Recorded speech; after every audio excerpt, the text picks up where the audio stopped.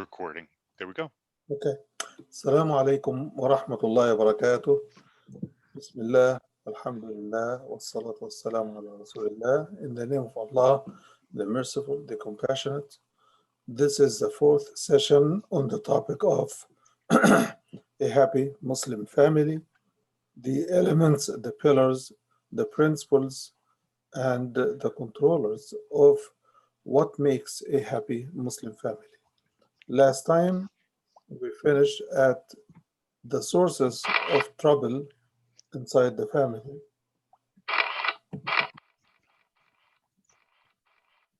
Which is this screen. This is where we finished last time.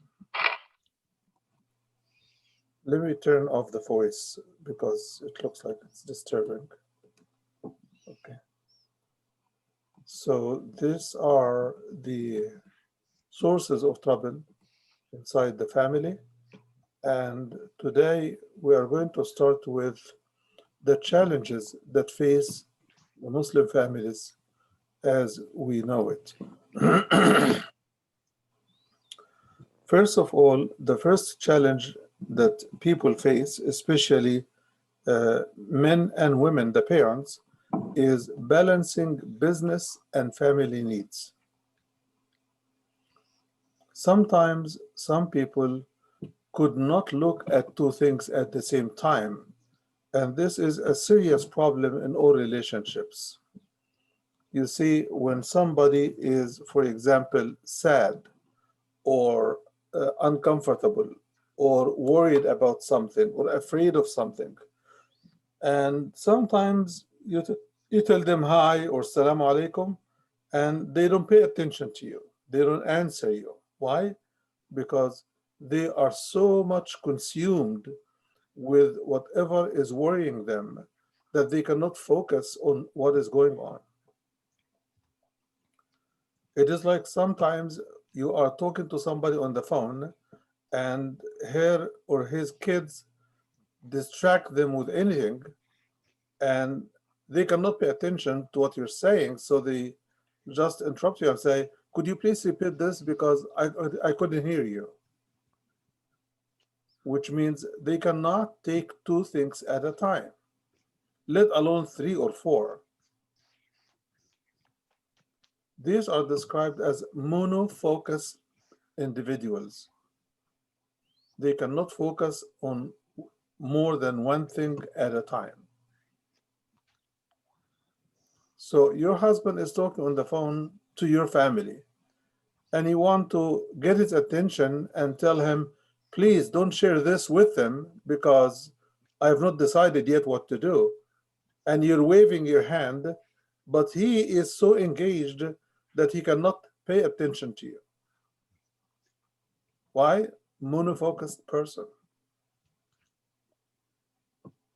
So those who are described as multitaskers among us are the exception and not the norm. Those people who can, listen to the Quran and manage the fight among the children and look at the food they are cooking on the stove and make sure that things do not get burned in the oven, and they can control something in the microwave.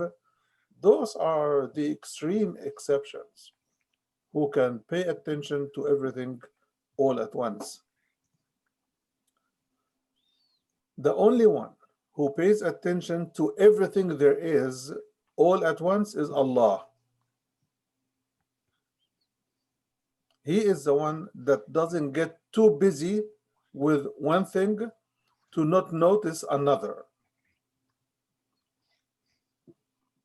So balancing between family and business needs, sometimes also some people, when they prioritize, they think because something is important in their head that other things have no importance whatsoever.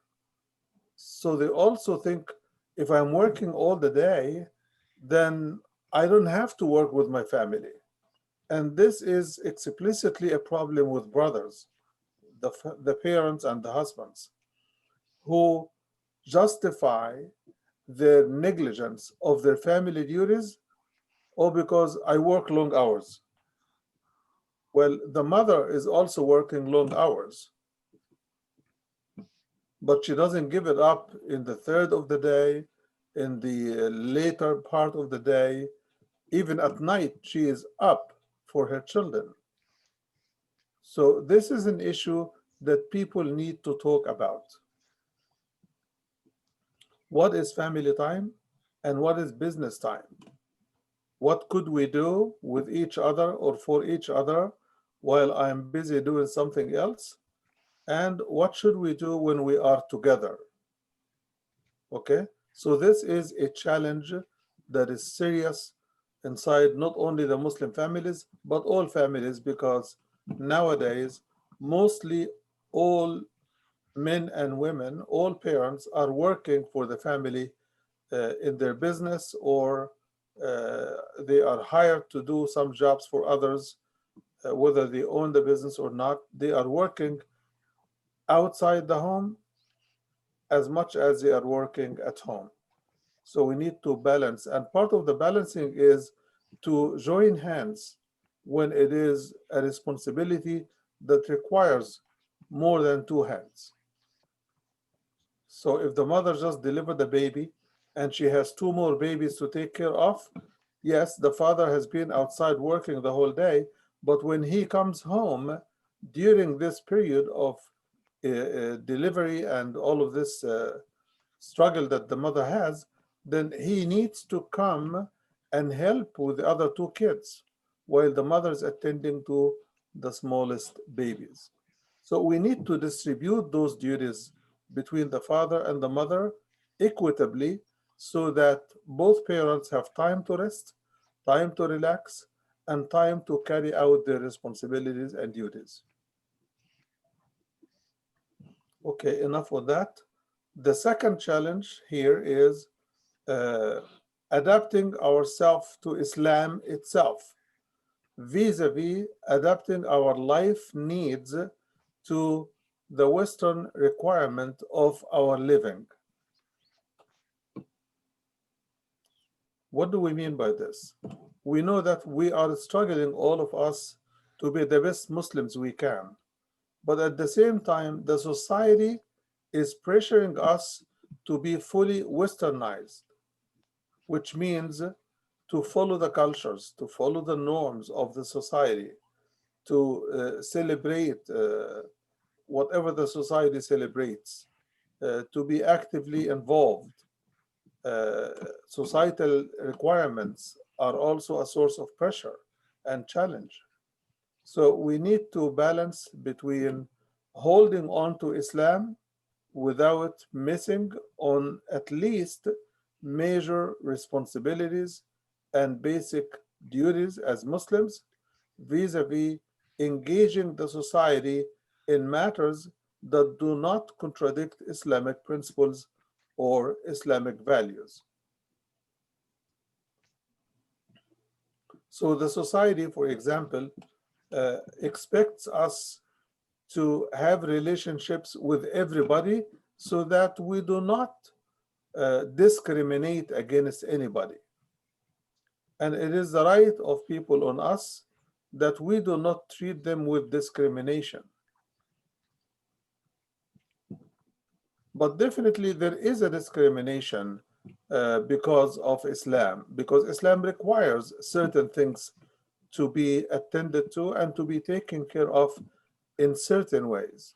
For example, Islam requires us, when we marry our daughters, to marry them only to Muslims. Politically speaking, this is a discrimination, right? But at the same time, we cannot violate Islamic rules to be Western and to be acceptable to our society.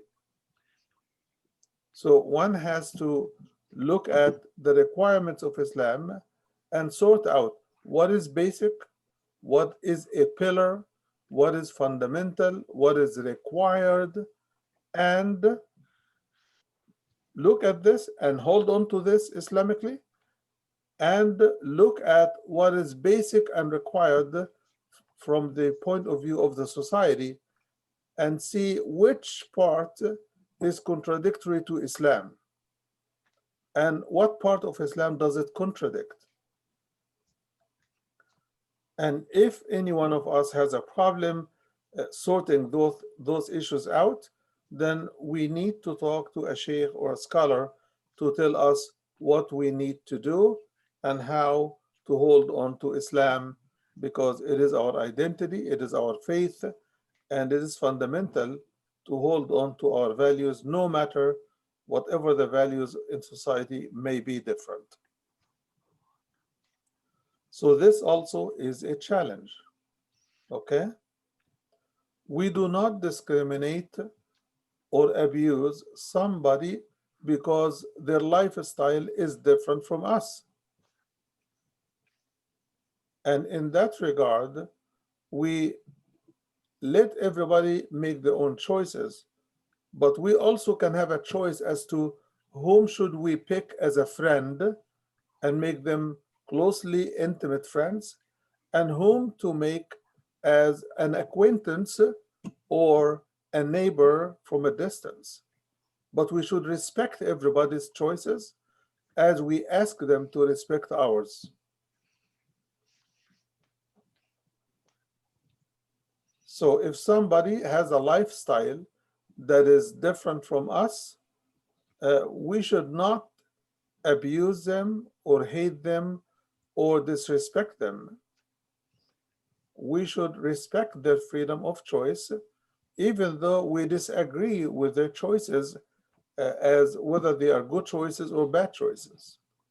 So you can express your views if the relationship allows you to, but at the same time, they should allow us the distance we want between us and them.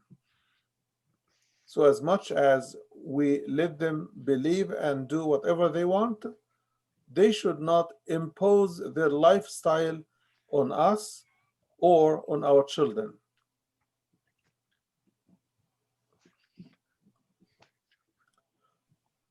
Number 3 in the first list of challenges here is teaching Islam to our children. This is a struggle because the society is teaching them certain values. You at home want to teach them certain values, and the children are struggling and the parents are struggling. And sometimes the only struggle between the parents and the children is accepting Islam. When you teach them, you should focus on their understanding as much as you focus on their actions and behavior. It's quite unfortunate to say that most Muslim parents focus on seeing the child praying, seeing the child read Quran, seeing the child speaking politely. But we do not normally focus, unfortunately, on the values behind those choices. Why do we worship Allah? Why do we pray the way we pray? Why do we have to pray in a certain way? Why do we have to read the first surah of the Quran inside the prayer? Otherwise, the prayer is not acceptable. So there is a lot to share with our children, and we need to focus on our children loving Allah, loving the Prophet, loving the Book of Allah, and loving themselves as Muslims, loving their community, loving and embracing their society.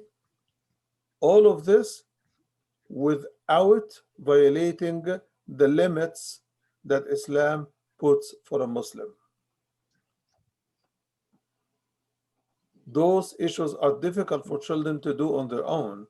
We need to teach them. So teaching Islam to our children is another challenge that we need to focus on and try to let them understand and let them know what to do in certain situations, why they shouldn't imitate their friends in everything, why should they be talking with their friends about Islam, why they should pray in school so that they don't miss the prayer time. With that challenge comes another one, keeping our children interested in Islam. I get so many complaints from parents of teenage kids who are saying, my son was so polite, was so nice, was so kind, was very, very beautiful child up until he became 13, 14, 15. And now he is full of resentment. He is full of disparaging positions and embarrassing situations. And we don't know what to do with him. Well, if your child is slipping away from Islam, you need to pay attention. So you don't wait until things run out of hand and then you seek help. We spoke about raising children before. We made this lecture several times.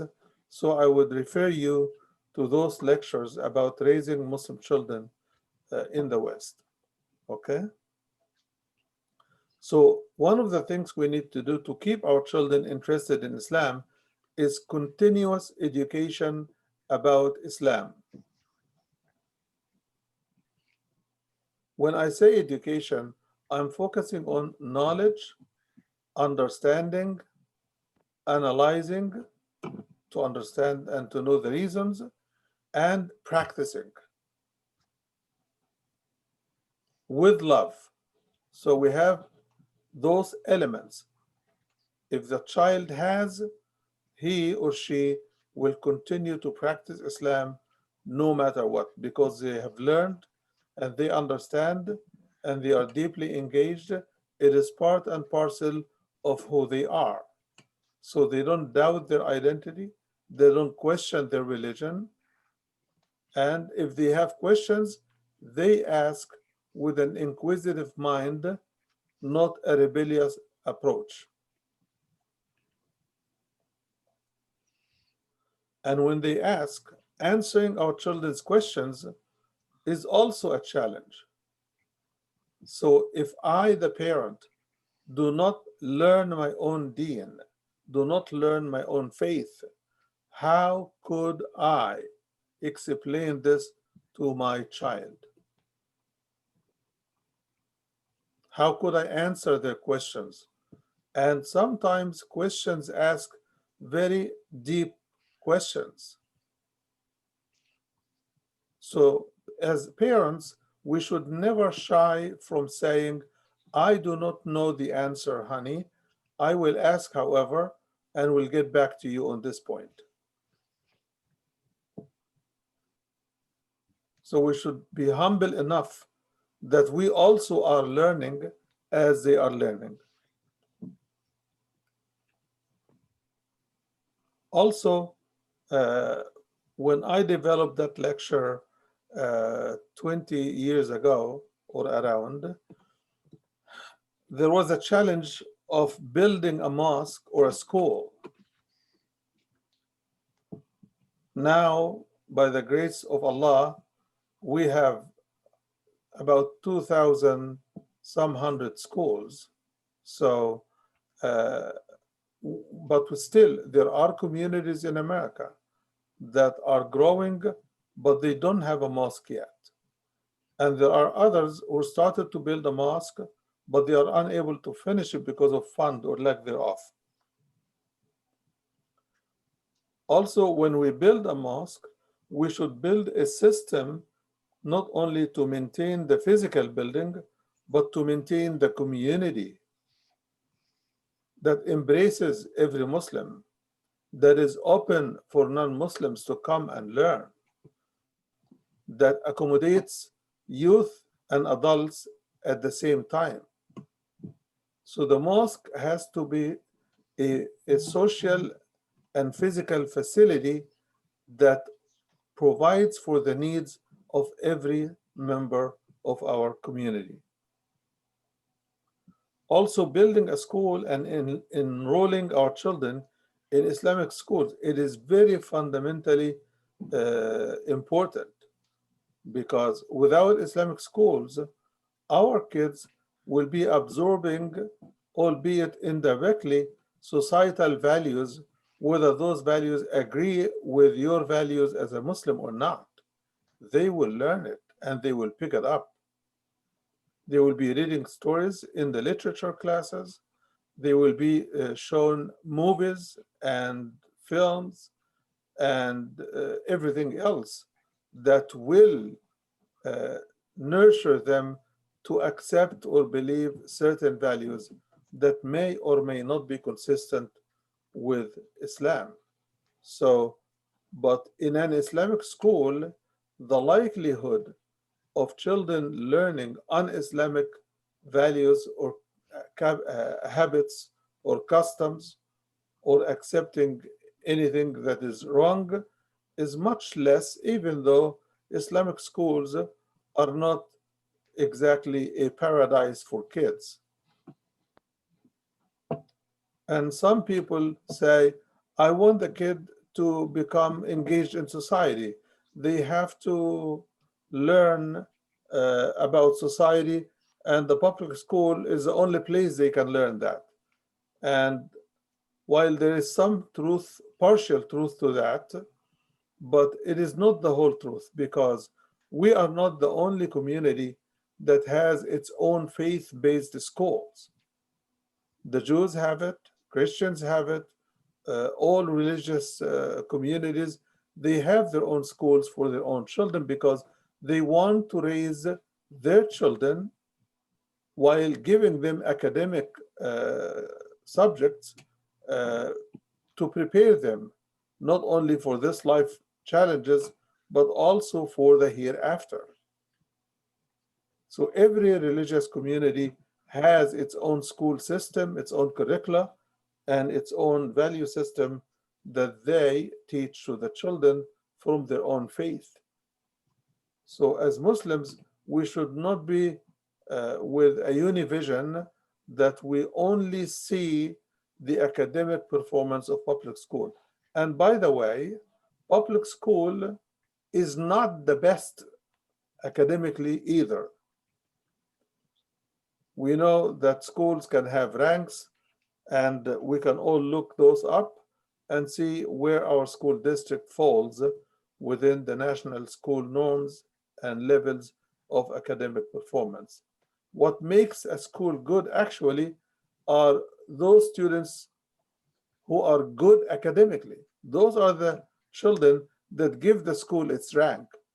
It is not the teachers, it is not the books, it is the learning of the kids and their ability to absorb and to reflect and use the knowledge they learn and work themselves into the ranks of higher level schools.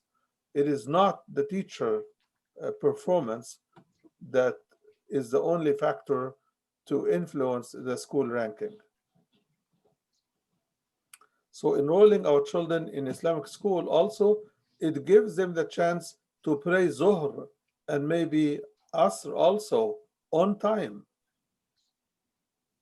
But in a public school, they rarely allow Muslim children to pray as a group or to pray at all. So if prayer is an important part of the child's day, then don't send them to a place that denies them the right to practice their religion because of some school rules that prohibit that. Okay, let's continue. Choosing good friends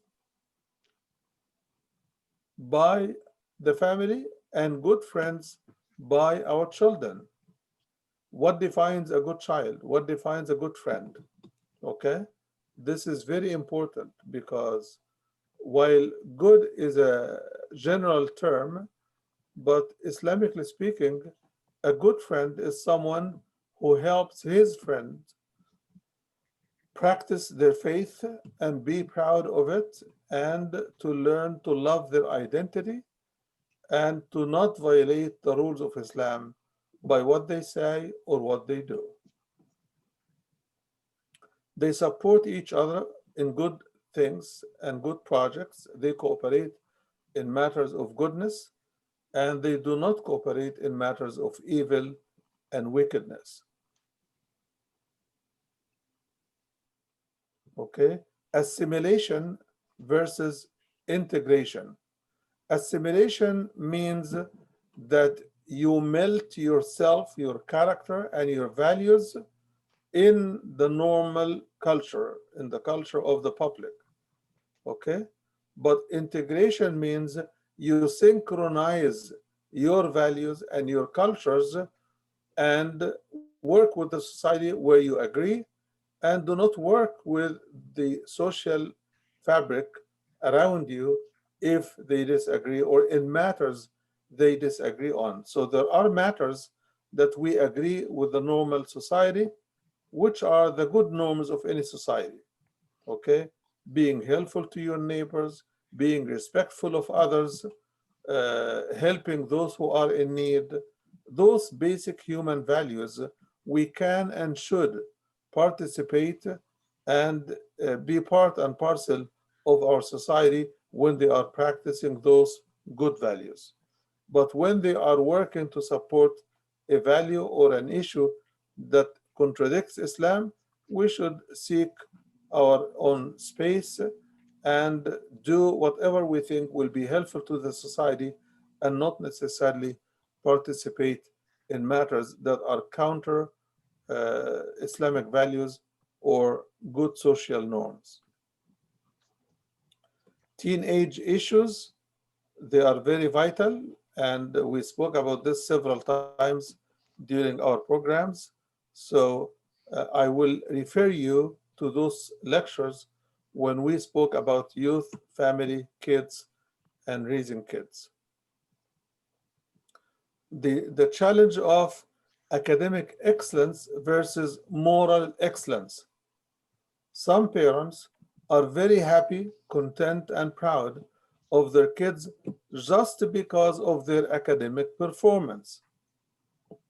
And they tend to overlook whatever moral requirements that the kids violate because they are good academically, meaning academic grades take more importance than anything else.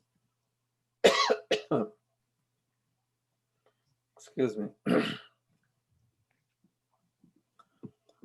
So the the family should always help children appreciate moral excellence as much as they appreciate academic excellence.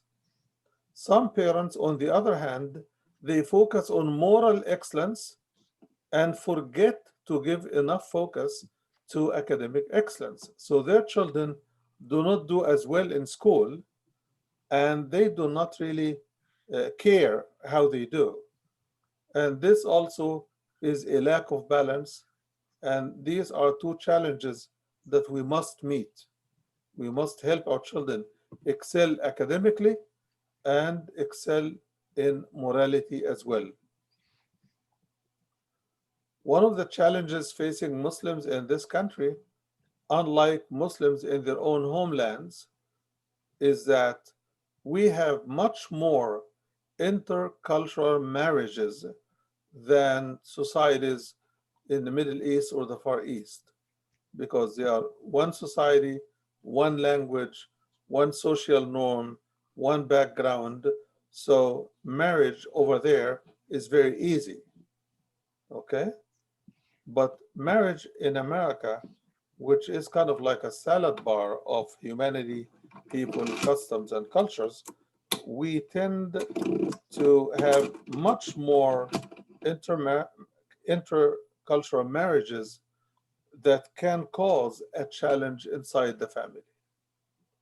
So the Quran helps us deal with this by saying, we have created you and made you into nations and tribes and peoples so that you may know each other, so that you may recognize each other, so that you may cooperate with each other, so that you may learn from each other. And then it says that the most honored amongst you before Allah is one who is most mindful of God.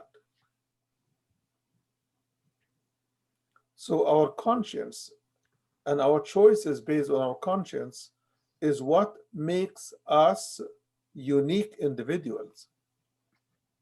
People love to deal with people who are consistent, who are predictable. Okay? So if you marry someone from outside of your culture, and the cultural definition is not only a racial definition that is based on color, or a linguistic definition that's based on language, or even a dialect. No, culture is the word under which comes norms, customs, habits, what makes you laugh, what makes you cry, what makes you sad, what makes you happy, what is acceptable socially, what is unacceptable socially.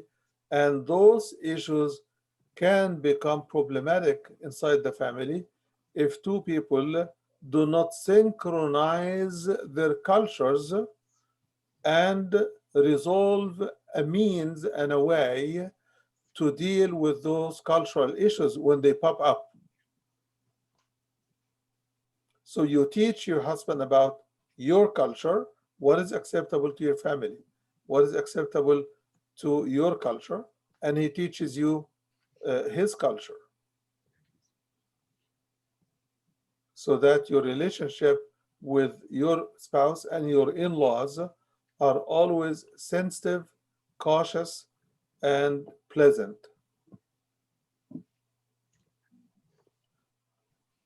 Lack of Islamic entertainment venues. Entertainment is a broad term. It could mean participating in sports, it could be participating in festivals and celebrations, societal and national, and so on and so forth. It could also mean uh, movies, culture, the literature. All of these are entertainment resources, okay, and venues. So, as Muslims, we started lately to see stand up comedians who would uh, make you laugh at your own faults, at your own, you know, laughable situations, who would exhibit things that happen either inside the family, in the society, or in the mosque, and they could make you have a good time. At the same time, some of them are professional enough to make you also notice that there is a missing value here, there's a missing moral principle here. While they are making you laugh or entertaining you, they are also teaching you. And this is the best way that people should learn from. So we need to also recognize the fact that 30, 40 years ago, the United States did not have not only entertainment venues and programs for youth and for the family, but we didn't have even a mosque. We didn't have an Islamic school. We were dependent on the generosity and magnanimity of the society around us. We used to rent churches to pray in the Jum'ah. So don't look at the Muslim society as you see it today. Study how the society came to being with all the institutions we have. Now there is an Islamic or Muslim youth club almost in every school where Muslims gather. Now in every community, there is Muslim Youth Center, or at least youth programs in the mosque. We should encourage those and let the youth manage their entertainment programs, but also let adults and scholars manage the educational programs for youth. Islamic art and fun activities is also part of the programs that we need to develop for our children. Some of our children have artistic skills and ideas for fun activities, but we are not letting them bring it out because we do not offer those opportunities to our kids.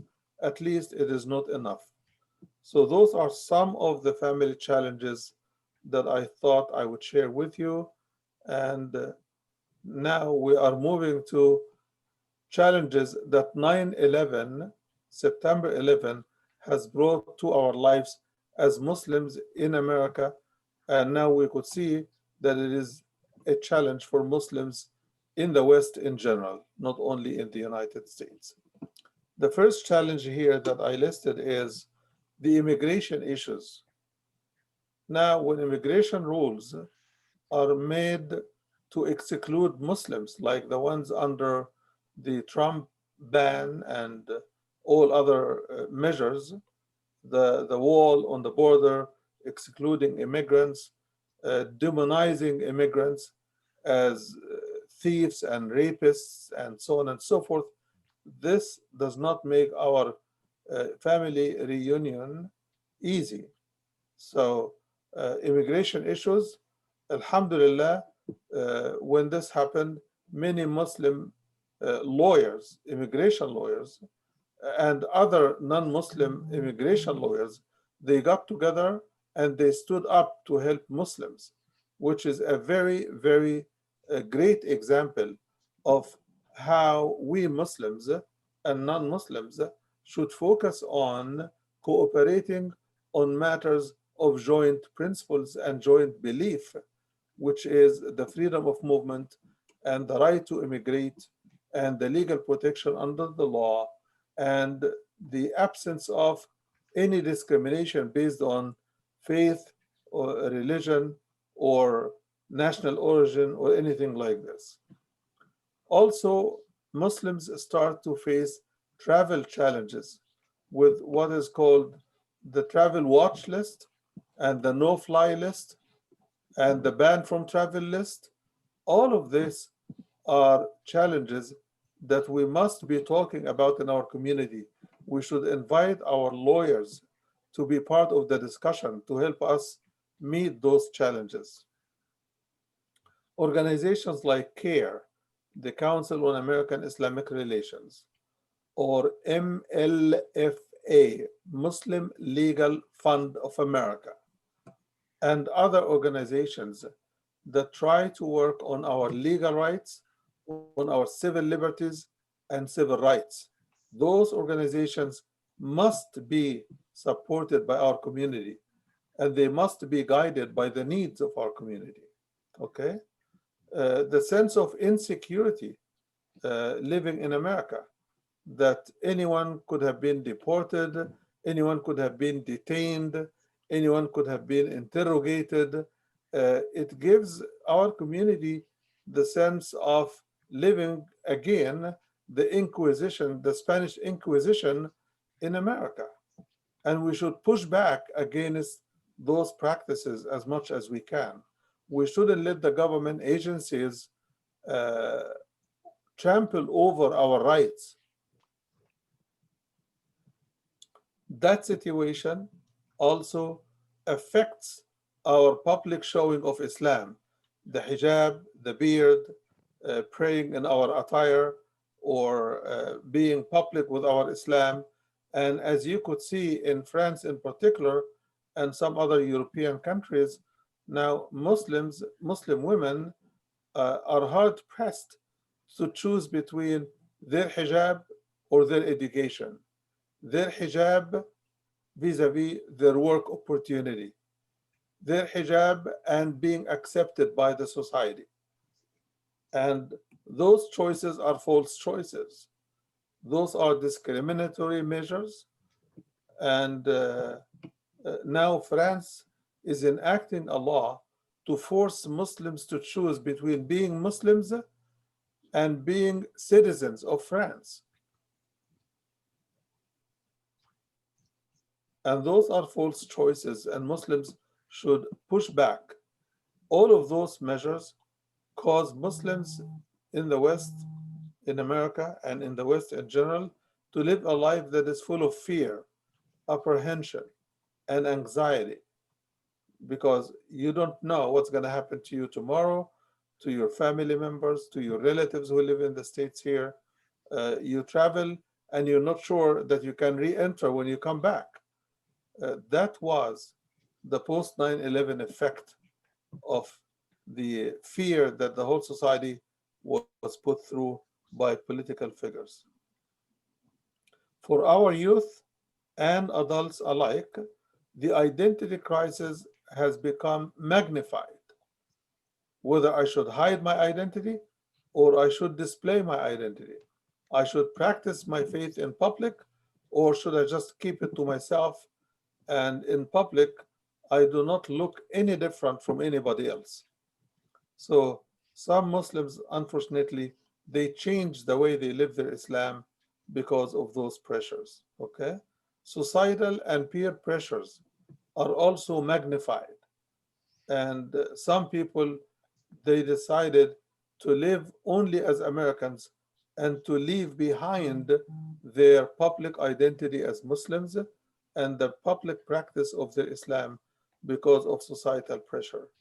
Our kids are pressuring their parents that they want to celebrate Christmas, Hanukkah, Thanksgiving, Halloween, all of these festive times with everybody else, but they don't want to participate in Eid celebrations, EID. Hmm. So when it comes to Eid, also, some parents do not offer fun, entertaining activities or pleasant activities to celebrate Eid through. And by doing that, they leave their kids to want to celebrate other festivities of other religious communities or social institutions. Continuing with the post 9/11, uh, a challenge that I called job security. Many people got dismissed of their workplaces just because they are Muslims, because the boss or the company owner uh, does not welcome, so to speak, foreigners in his organization or company. Also, our freedom of speech. You cannot make a joke about terrorism because you are a terrorist, presumably, in the eyes of society. You cannot discuss this issue in public because your opinion is discredited. You have no credibility in the eyes of the rest of the society. So, those are challenges that, Alhamdulillah, we have faced most of them, but still the residual elements of those challenges continue to plague our community. Feeling homesick, besieged, and isolated. When people boycott you and disown you and they don't welcome you, you feel a stranger. And when they make you feel a stranger, it makes you feel homesick. I want to leave this country. Some Muslims decided and they actually left the society because of those attitudes. Answering challenges against Islam. A lot of challenges have come against Islam itself and against Muslims in general. And answering those challenges and false allegations has become a serious challenge. But Alhamdulillah, the Islamophobia wave is winding down, I hope, and I hope that the future days, months, and years will bring Muslims to par with everybody else, that we are as much citizens as everybody else. We contribute with our work, with our inventions. We are not only Muslims coming to be homeless beggars in the States. Muslims are doctors, are engineers, they are nurses, they are teachers, they are great students, They are every bit part and parcel of the good section of this society. Engaging in public discourse. In this regard, I urge all families to train their children in both public speaking, in social activities, so that they become the face of Islam for their own generation, so that they do not grow up hiding behind their parents. They should have their own social network, their own role in society. Okay? Also, the lack of social and legal support. Alhamdulillah, the legal area is being covered. We have many lawyers now who are Muslims and many more lawyers who are not Muslims, but they are willing to understand our issues and to protect our rights as well. But the social support is what we Muslim families lack. Uh, Many of us who turn to Islam out of previous religious convictions, who are born in America, who have American families, but they converted to Islam, those converts normally lose ties with their families if their families reject them and reject their new faith and don't want to deal with them. And they see their religious friends as terrorists and stuff like this. So those they lose the social support network. Okay. Also, Muslims who come here as immigrants and they don't have any extended family, we the community become normally their extended family. So we have to act responsibly as the natural extended families for each other. We should stand with each other at times of need, times of pleasure and happiness, and times of sadness. The issues related to children in public schools, from bullying to intimidation to mockery to lack of understanding of Islam to demonizing Islam and Muslims by some teachers who are not well educated or malicious because of their own religious beliefs or whatever other beliefs, or they are afraid of Islam and Muslims. And those challenges require the Muslim family to support their children so that they are able to take those challenges on. What defines a happy family? I'm gonna And save that for next week. those are the issues here, prerequisites. Those are the last two screens that we will take next time, inshallah, because they require us to go through one issue at a time and to deal with that. So I will leave the last two screens for next class because of my other class that's coming right away. And I'm sorry that I didn't get to leave time for your questions today. So I hope that next time we can leave enough time for questions. And I hope that you come back with your own questions. Sister Aisha, may Allah bless her, she has the whole presentation. I hope that she can send it to everybody so that people can review it and also decide what questions they want to come up with, what issues were not clear. Okay? So, inshallah, next time we'll finish and we'll start taking some questions uh, as soon as you review the presentation as a whole. Jazakumullah khairan. And I want to ask your excuse. I have to go for my next class.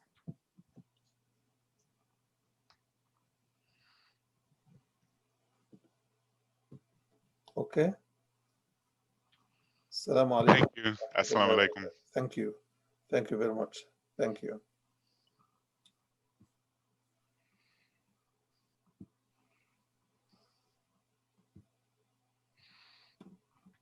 Assalamu alaikum. Wa alaikum assalam.